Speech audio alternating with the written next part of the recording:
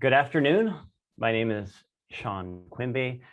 I am the Associate University Librarian for Special Collections with the University of Pennsylvania Libraries. I want to thank you for tuning in to hear me talk about an important recent acquisition.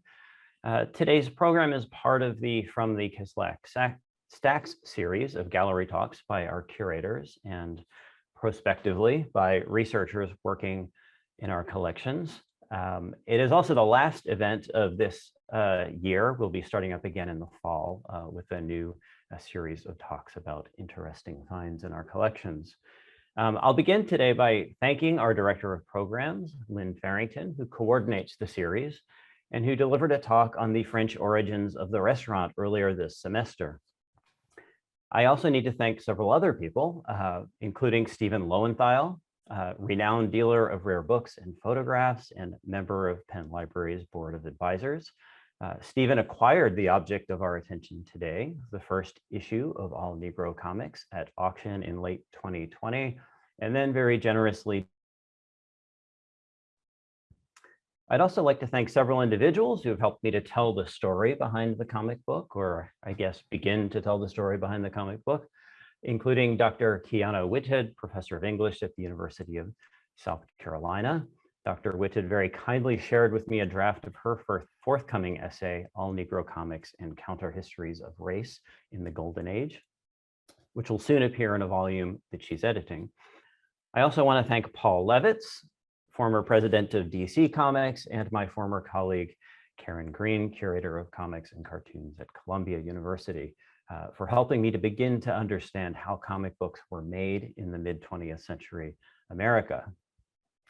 And finally, my Penn Libraries colleagues, including Marcella Barnhart, whose sleuthing skills helped me to learn a little bit more about how All Negro Comics was distributed to readers. So for today's From the Kislak Stacks talk, we're going to return to Philadelphia in the immediate aftermath of the Second World War. Our topic is the first comic book conceived, written, drawn, and published by African Americans for a primarily African American audience. As my family, friends, and colleagues here at the Kislak Center will attest, investigating the history behind this important but largely forgotten textual artifact has become something of an obsession for me over the past year. And I'm grateful to have the opportunity to share what I've learned. My talk is comprised of 6 parts.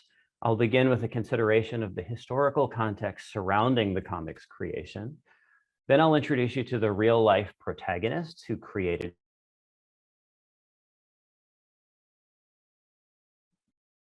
Sean, you're muted. Yes, thank you. I'm not sure how that happened. I don't know where I lost you. I was talking about the order of operations today. So I'm going to begin by talking about the historical context around the comic book, but then I am going to talk about the real life protagonists who created it, and then take a look inside at the stories and characters. And then from there, we'll consider how All Negro Comics might have been printed and distributed to readers, and finally, how readers responded to it. You're looking at the lobby of the Philadelphia Record Building. In 1947, when our story takes place, the Record was one of at least 4 papers in the city.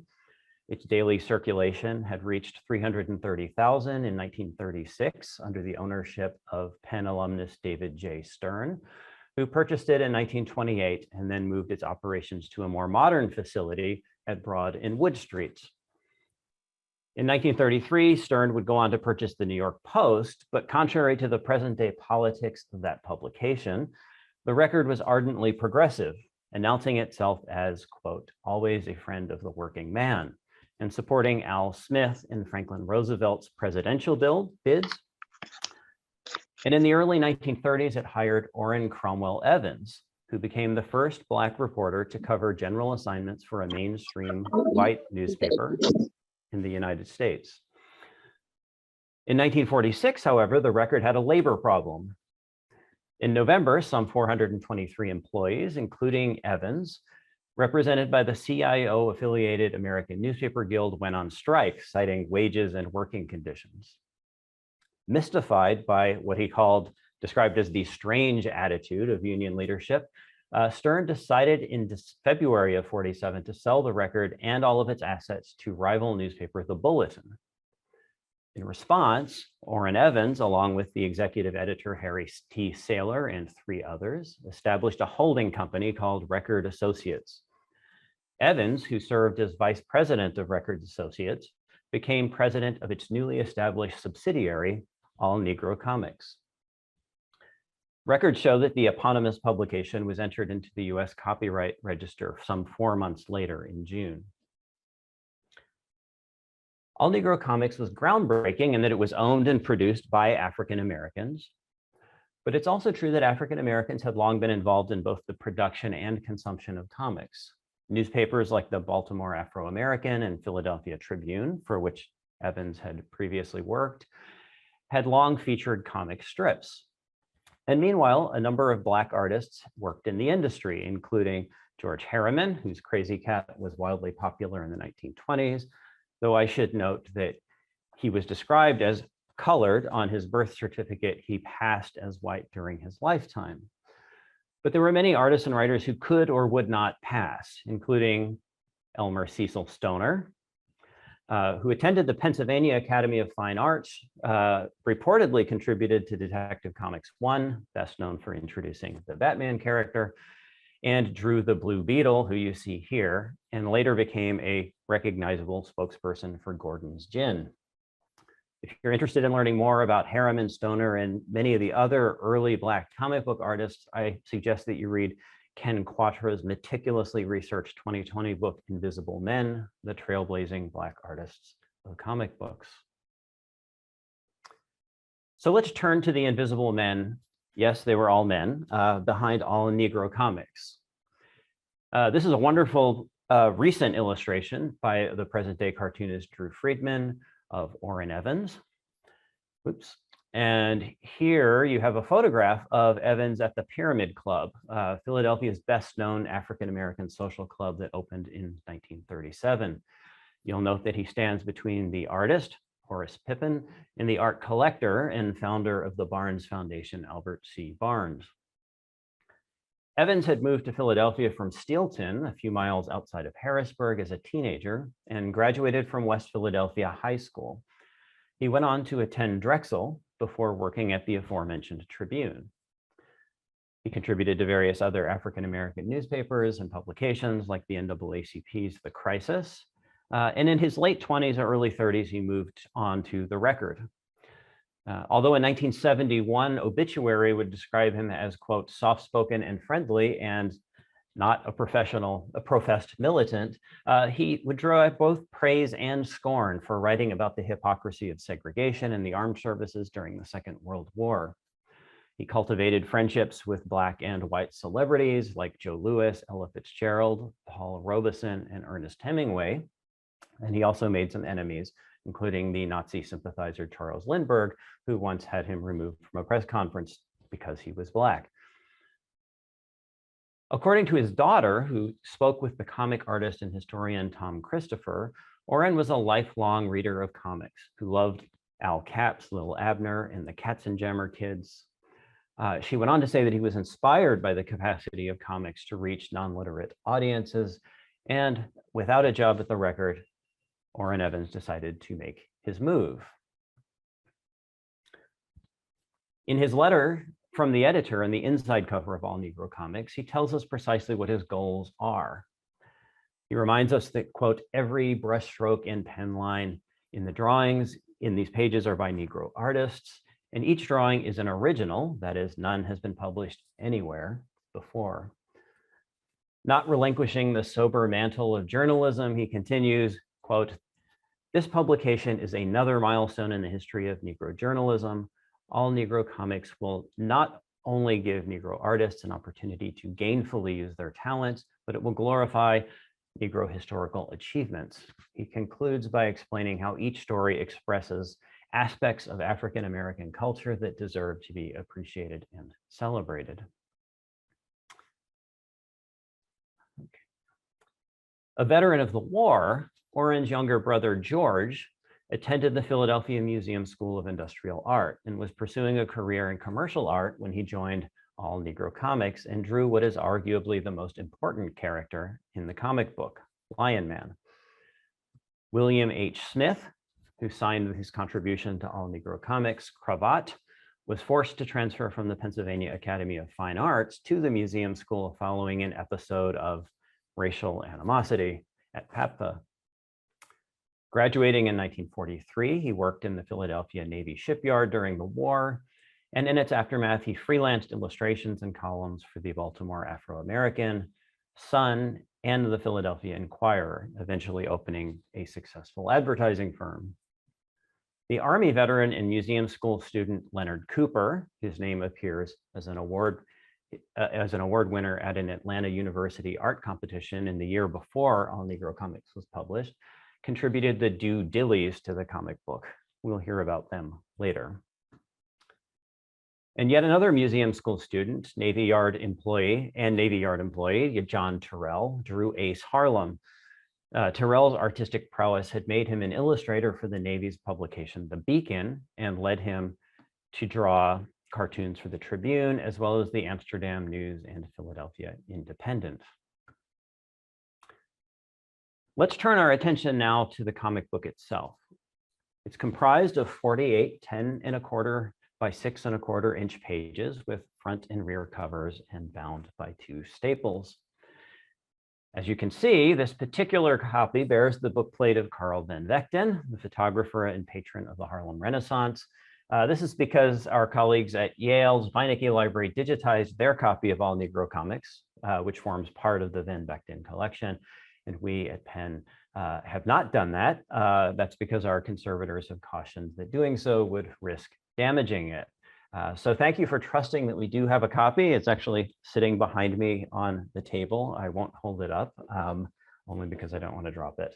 And thanks to our friends at the Beinecke for sparing us from having to dismember it.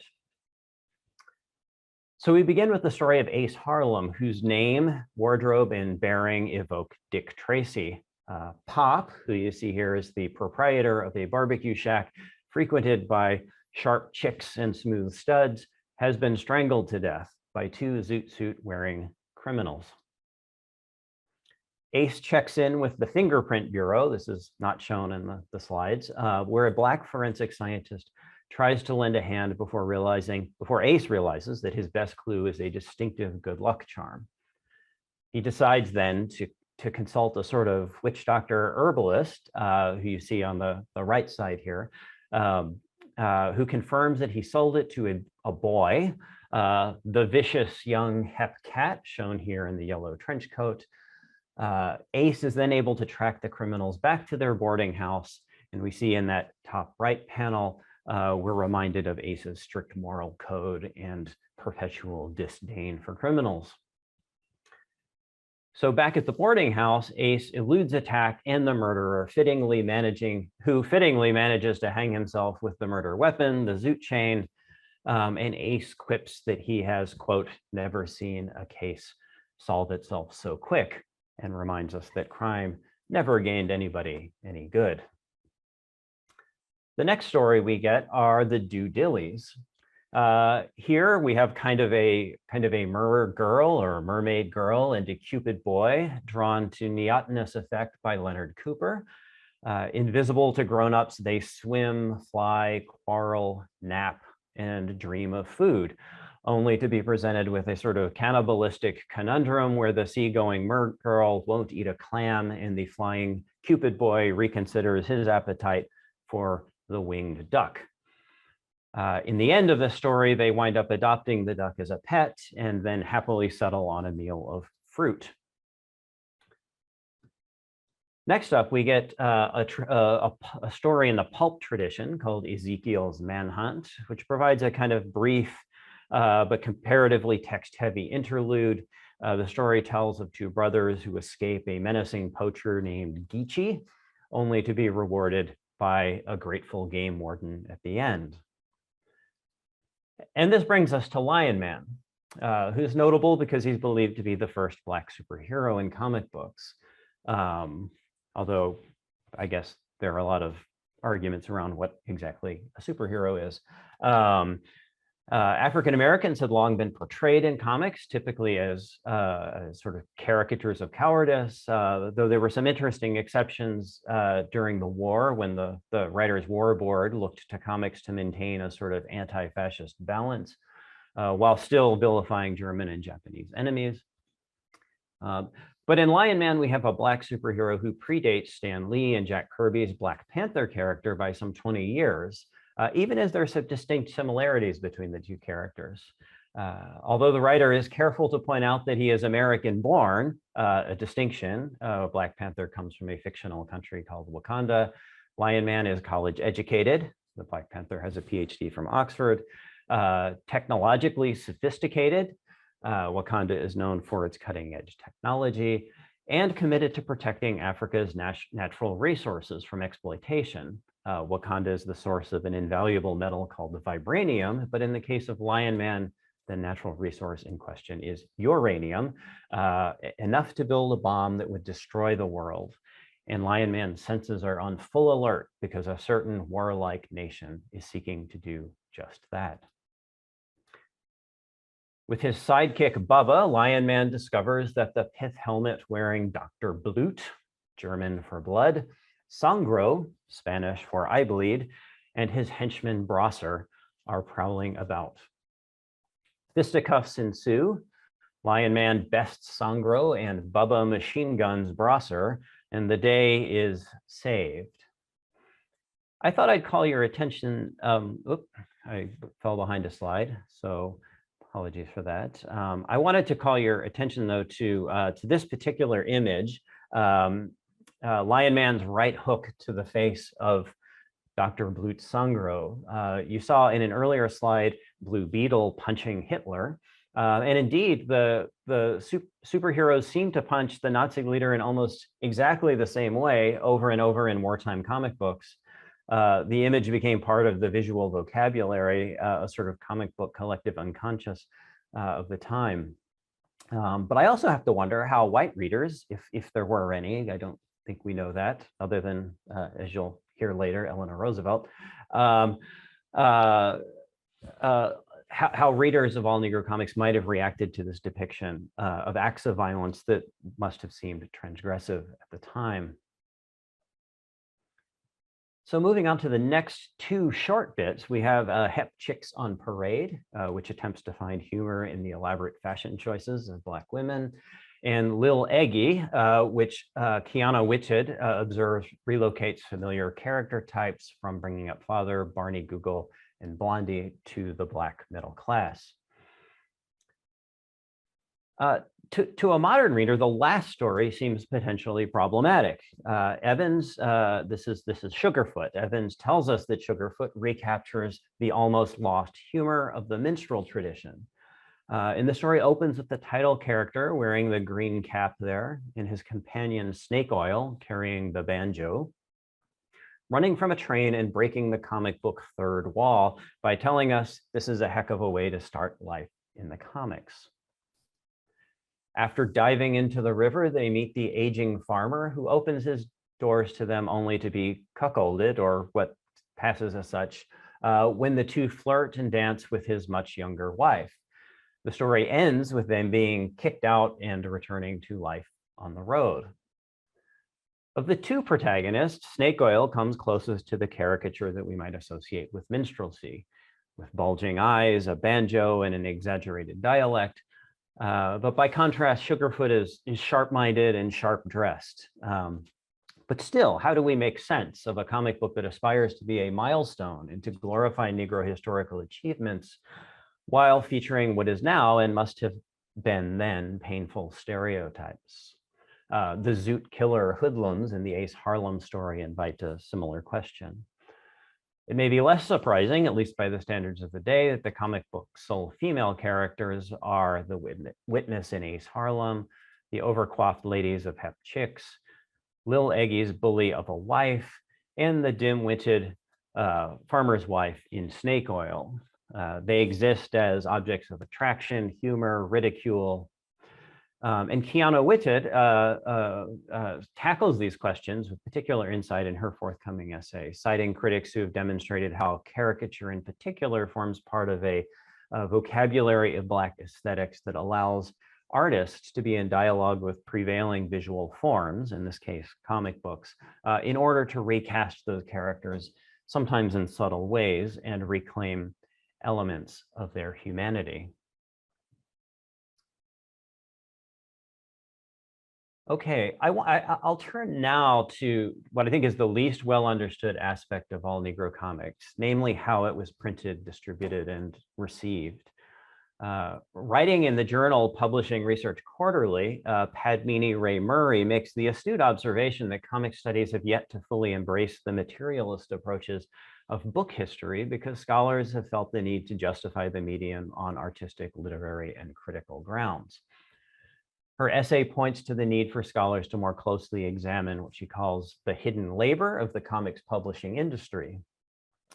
And indeed, it seems like more attention is being paid by scholars to the immigrant Jews, Italians, as well as African Americans who may have worked in the offices of major publishers like DC or Marvel. But my own investigations have found very little information on the processes and the people connected to those processes by which the textual artifact that is all Negro Comics might have been produced. Could Evans and his record colleagues, including editor Harry Saylor, have been able to make use of the newspaper's dormant printing facilities during the labor strike? If we look at the timeline, we see that the strike began in November of 1946, and that the record and its assets were sold off in February of 47. The comic book was printed in June and issued in July. While I'm not sure this proves anything, it's worth noting that the window of time from conception to drawing, production, and distribution was only 3 to 6 months. What you're looking at in this image is the multicolor halftone electrotype printing press manufactured by R. Hoe and Company for Joseph Pulitzer's The World Sunday magazine in 1898. It's the press that brought the first comic strip character, the Yellow Kid, to readers in vivid color. But did the record in 1947 have the capacity to manufacture, that is, to print in color, to collate, fold, trim, and then bind a comic book? The answer to that question is not very clear, at least to me. But here are some of the things that we know. We know that earlier in the 20th century, the record had been hailed by the New York Times for operating, quote, one of the most perfectly equipped newspaper plants in the United States. We also know that Evans counted Jerry Doyle, who was an editorial cartoonist at the record, among his close friends, and that the record ran anti-racist cartoons, as you can see here, consistent with the paper's ideological stance. The record, in other words, had the technological capacity to print line drawing cartoons and the temperament to publish socially progressive ones. We also know that in 1940, driven in part by its competition with the rival Inquirer, the Philadelphia Record became the first paper in the country to feature Will Eisner's richly colored weekly comic book section. And it's impossible to look at this slide without taking note of the Spirit sidekick, Ebony Black, every part the exaggerated stereotype, certainly much more so than the aforementioned Sugarfoot. We also know that some syndicated comic strips were sent to newspapers as flong, paper mache-like mats that were then used to create curved stereotyping plates where they could be situated within that paper's edition among the text or the stories and then printed locally.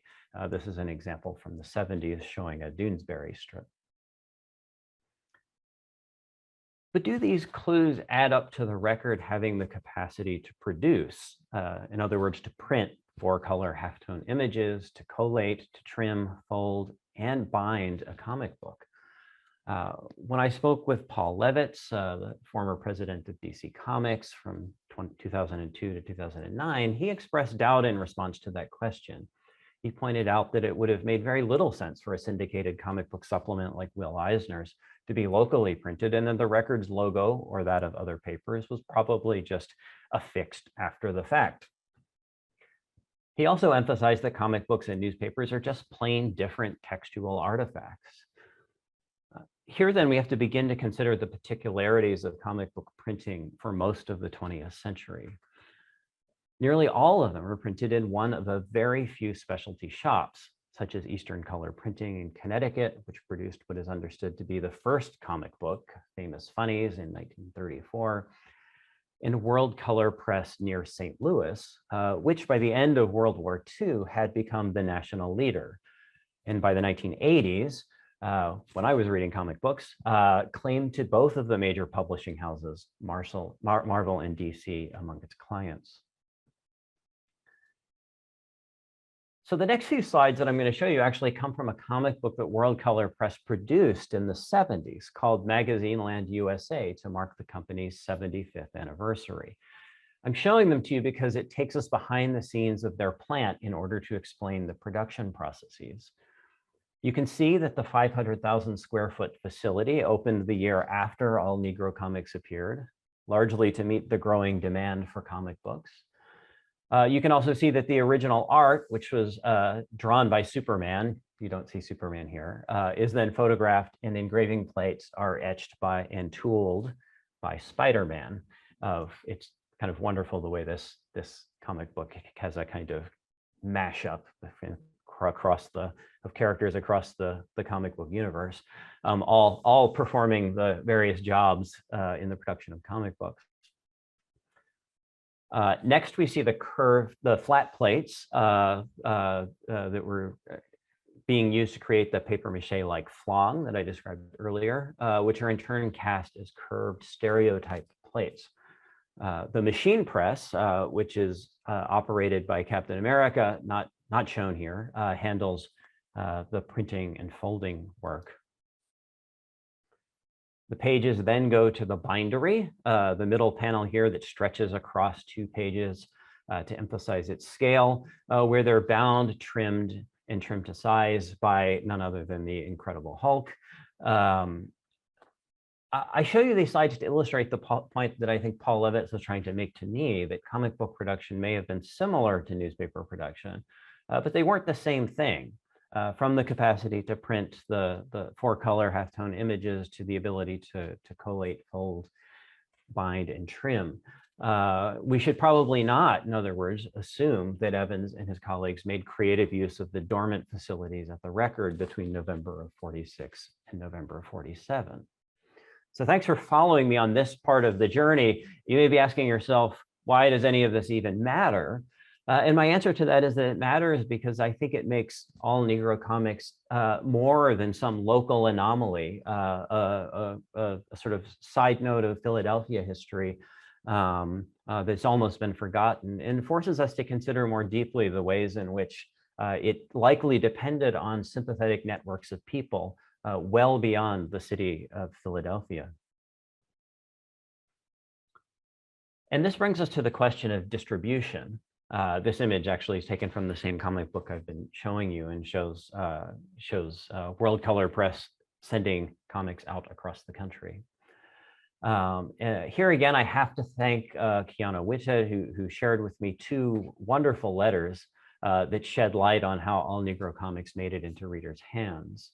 And in turn, she was the beneficiary of detective work done by another colleague, Carol Tilley, at the University of Illinois I School. I am an alumnus of that program myself. So the first letter is an October 1947 one from to Orrin Evans from a man named Carroll Ellis of the National News Company in Chicago. Ellis indicates that about half of the 3,000 copies distributed, presumably in and around that city, had been returned unsold. Ellis suggests that this public is simply not familiar with the comic book, and that some kind of fly sheet or might make it more appealing on newsstands. A tactic that he says had worked for the more successful magazine, Negro Digest, which Ellis also presumably distributed and would run for 34 years from 1942 to 1976. This next slide shows Ellis in the middle. And here he is the previous year, this is 1946, at the first meeting of the National News Distributors Association, alongside peers from other cities, including one from Philadelphia here. Chicago had long been a hub for the distribution of African-American periodicals with its central location and Pullman porters carrying newspapers like The Defender by train to rural populations in the Deep South. So if that 3,000 figure is accurate, it would represent just 1% of the total print run that Evans had hoped for. He claimed that he wanted to print 300,000 copies and to distribute it as far away as the West Indies. Professor Whitted suggests that the actual run was probably closer to half that number. But even if that's true, it seems likely that Ellis was just one of All Negro Comics distributors. And it's logical to wonder if some of the other men shown here may have played a role in distributing the comic book in their own cities. The second letter that Professor Whitted shared with me is from Evans, written on All Negro Comics Incorporated letterhead to the principal of a school in Tennessee seeking to drum up student subscriptions so that the comic book can continue to appear each month. Clearly, Evans was not just relying on distributors like Ellis and newsstand sales, but acting as his own sales agent.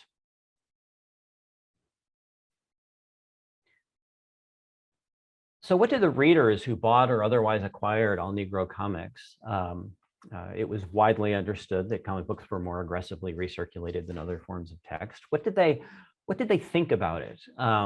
This 1948 photograph actually shows Sadie Tanner Mossel Alexander, the first female to graduate from Penn with a law degree and the first African-American to earn a PhD in economics, also from Penn. Reading the comic book Negro Heroes with a rapt audience of children.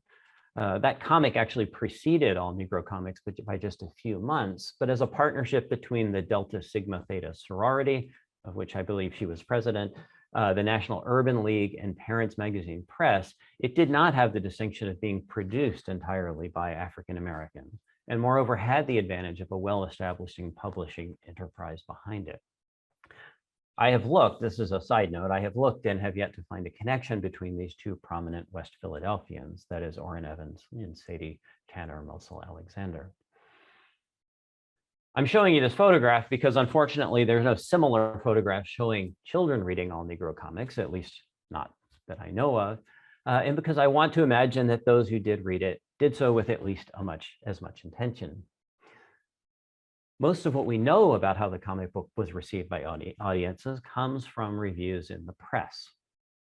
The African-American paper, the Atlanta Daily World, reported an enthusiastic reaction among readers, news dealers, and distributors. The Chicago Defender compared it unfavorably to Negro Heroes, pointing out that it was a commercial venture with comparatively weak social message. And George S. Schuyler, the prominent African-American critic whose politics had at that point begun to career to the right, rather begrudgingly noted that while comics, quote, no longer lift him, All Negro Comics was better than most he had seen. He also actually points to the prevalence of the medium of comics in the African-American community before All Negro Comics was ever printed. In her widely syndicated column, My Day, Eleanor Roosevelt offered a similar sentiment, writing that while she was, quote, not very fond of comic books, she recognized that her children and grandchildren, through them, that they were widely consumed, and that this one showed, quote, the best side of the Negro, which we can well afford because so many people are doing the opposite.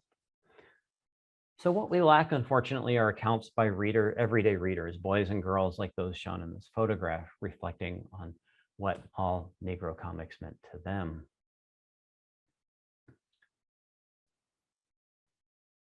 Evans made clear his intention that All Negro Comics was here to stay, that Ace Harlem, Lion Man, Sugarfoot would return in a month's time. But they didn't. There was no second issue of All Negro Comics, though reportedly the artwork was completed. What foiled Evans' ambitions? Several accounts report that the newsprint wholesaler refused to supply the second issue. And writing in the journal Inc., comics historian Blair Davis cites, quote, the systemic oppression of the comics industry, an industry that would not give serious attention to African Americans for another 2 decades. But if Evans was able to tap into an established network of African-American newspaper distributors to get copies of All Negro Comics to readers, could he not have done the same to source newsprint? To what extent might the lagging sales described by Carol Ellis have contributed to All Negro Comics' fate? The answer to this question seems to me lies in better understanding the precise circumstances of the comic book's production, distribution, and consumption. That's why I spent so much time talking about it this afternoon. And here it is that we might begin to better understand the comics industry itself and exactly how systemic racism operated up and down and across a transnational supply chain from the point of creation to the newsstand. What we do know is that in the aftermath of the strike at the Record, in the evanescent experiment that was All Negro Comics, the 42-year-old Orrin Evans returned to the newspaper business, first at the Chester Times, then at the Philadelphia Bulletin. By the time he died in 1971, he had earned numerous awards and was widely known as the Dean of Black Newspapermen. But his obituary in the city's largest paper, The Inquirer, celebrated those achievements, but would make no mention at all of All Negro Comics. Thank you. Thank you for tuning in. I will unshare my screen and we can chat. I can take some questions. Someone asked if Orrin Evans is related to the famous jazz musician. I have asked the same question, but not explored that because it makes for a confusing Google search. Good question. I don't know if anyone else on the call might know the answer to that.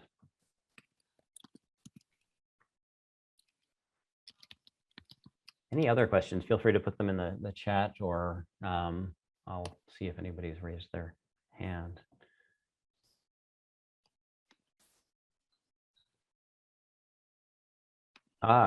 Jean-Christophe. Hi, Sean. Thank you so much for this. You know, I'm a big fan of All Negro Comics, and so it's so super exciting. I don't think I realized, and we've spoken a bit about this, but that we had acquired a copy. So I can't wait to go see it, and I guess not touch it, but at least see it. So yes, thank you for all this information. One thing I noted that I thought was super interesting was that you were comparing Lion Man with, you know, his kind of as a proto Black Panther, but you pointed out how they made sure to mention he was American born, and I think that's a super interesting detail. 1947, you know, that there's kind of a less of a kind of a post Marcus Garvey-esque back to Africa kind of sense of movement, and so less of a romance of the back to the African continent, and this emphasis on the American born. Now, I don't know if you had if in your you know, research, your tremendous research that you've done, if you were able to come across any additional papers like working drafts or anybody talking about origin stories of these characters or how they came to be. But that seemed to be like an interesting kind of cultural marker to insist, despite the, you know, gigantic climate of racism at the time, you know, just in the aftermath of World War II, that they would still kind of want to nevertheless emphasize that he was American born. So I just thought that's an interesting kind of rich avenue to maybe investigate further. Yeah, thank you. It is. In fact, then I'll just show that slide again. I mean, you see, it's actually the first thing you learn about Lion Man here. We learned that he's both American born and college educated, and that he's a scientist. Those are the first few things that we learn. So I do think that's an important detail. On the question of any sort of like archival context that might shed light on this, I haven't found any yet as far as sort of the kind of creative sort of inspiration. Purportedly the production materials for the second issue were together or were compiled. So I have this kind of fantasy, given I guess my job, that they are still out there and that somehow they have survived. I would love to find a way to contact Evans' family. In fact, the Tom Christopher piece I referenced is where he interviewed his daughter. I have tried to reach Tom Christopher. It's not exactly the most unique name, so I've annoyed several people on Twitter, hoping that he had recordings of those interviews or could maybe help us to contact the family. And I don't know how much light that would shed on the kind of origins of linemen, but you're right to sort of think about it, and certainly in that context of Garvey and Black nationalism at the time. Thank you. Any other comments? Oh, and by the way, you can touch it. I just didn't want to hold it up in front of the screen and risk dropping it. That's what I didn't want to do. So, but in the reading room, you're golden. Paper conservator question in the chat. What condition issues the copy? Well, it's good question. So it is highly acidic. The cover has fallen off. And I'm glad I did not do this because it was later that I learned that Yale had digitized their copy. I actually spoke with our conservation staff about effectively kind of taking it apart in order to scan it. I haven't investigated like deacidification yet. That probably would be a good move. This is as someone who has been sort of interested in popular forms of literature throughout my career and oversaw an enormous collection of pulp magazines at Syracuse. This is an issue that has plagued me. I certainly welcome any thoughts on it. But as I say, I mean, so how will Jean-Christophe be able to use it when he brings his class in? Good question. Carefully, I hope, but we certainly want him to be able to show it. Thank you. Matt Shaw, is this British Library, Matt Shaw?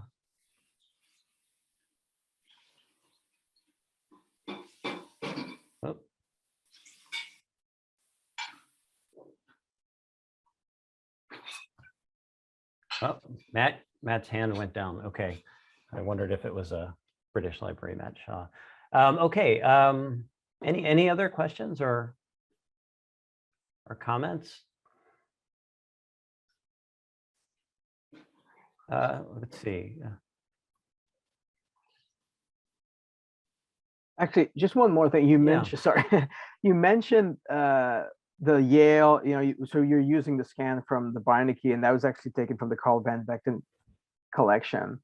Do we know how Van Vechten acquired his own copy? Was it directly sent to him by Evans, or was it acquired via kind of a third party? And might there be some additional correspondence about that acquisition that might shed light on distribution or some of these other kind of factors about how they were kind of disseminating the efforts of this first launch of All Negro Comics? Yeah, that's a really great question. I have, I have found myself poking around archival collections on a variety of factors. I mean, mainly because I have become perhaps too interested in the sort of production and distribution questions, but I had not looked at the Van Vechten papers. I mean, you may have worked more in Black archives like Van Vechten's.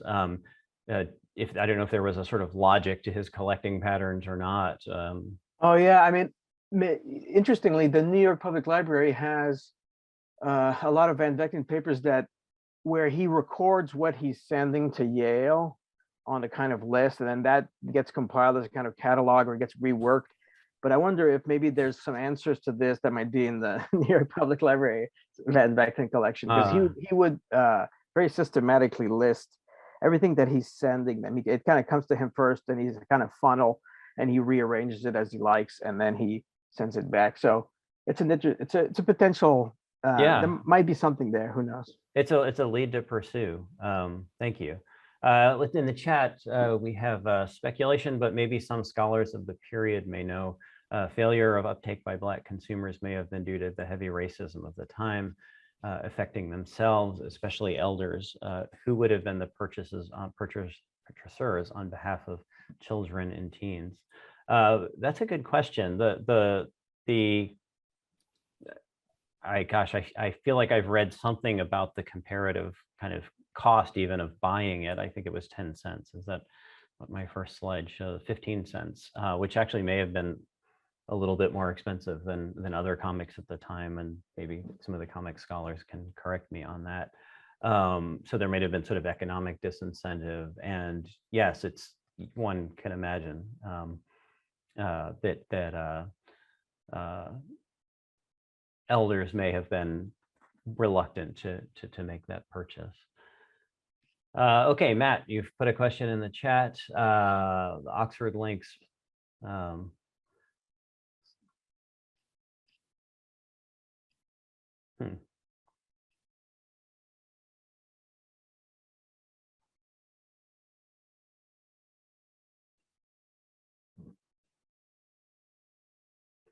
That's interesting. I don't know if that connection exists, but it's certainly a fascinating one. What was Matt? Are you saying Nia Bongo was Oxford at Oxford sort of at roughly the same time or soon before the comic was produced?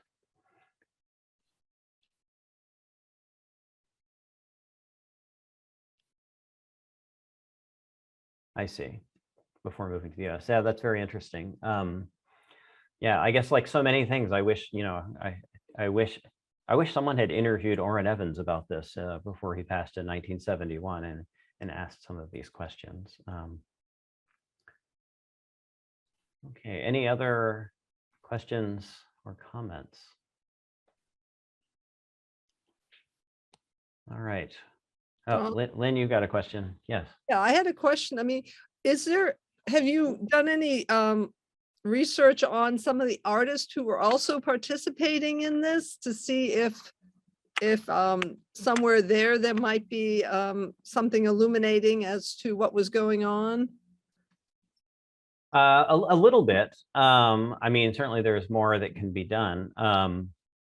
The Ken Quattro book that I mentioned, I mean, is so exhaustively researched. And from what I can tell, Quattro makes really powerful use of digitized African-American newspapers, which are such a rich resource. And so that's how I learned, for example, that I can't remember which of the contributors had won an art exhibition competition in Atlanta the year before, a seemingly, I don't know, sort of side note perhaps in sort of the national news context, but important enough to be produced there. So there's certainly kind of more work to be done. I think it's very interesting that almost all of them have a connection either to the Philadelphia Museum of Art School, and there's this kind of incident where is it Terrell or Cooper that leaves PAPFA and or to the Navy Yard, right? So you have this kind of story of people who were either veterans of the war or who were working in the Navy Yard, who nevertheless had degrees from the art museum school. So there's a kind of social network here that seems like it took shape. So it would certainly be interesting to explore more deeply. I mean, I looked a little more closely at distributor Carol Ellis. I mean, who by all accounts was quite successful. But it was sued at one point by Joe Louis for, I think, using his likeness without permission or something. So that was an interesting biographical detail. Okay. Any final questions?